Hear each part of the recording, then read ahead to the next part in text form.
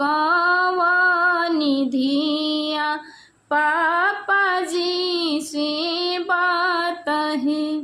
केकरा ऐसन गुनी बरवा केकरा ऐसन गोड़ है आहे। केकरा ऐसन ज्ञानी बरवा खोजनी दामाद है। आरे केकरा ऐसन ज्ञानी बरवा खोजनी दामाद है। राम ऐसन गुनी बेटी लक्ष्मण ऐसन गोड़ है। अरे ऋषि मुनि जस ज्ञानी बरवा खोजनी दामाद है।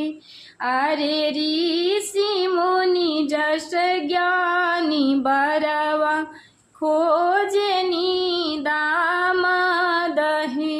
अरे ऋषि मुनि यस ज्ञानी बरवा खोजनी दामाद है। इनर पोखरी तरे राहड़ी दूब है।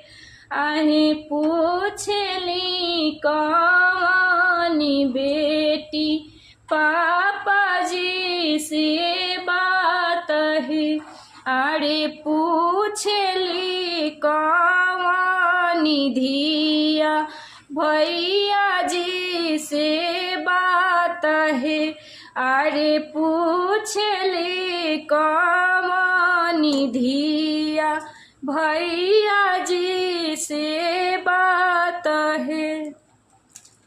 केकरा ऐसन गुनी बरवा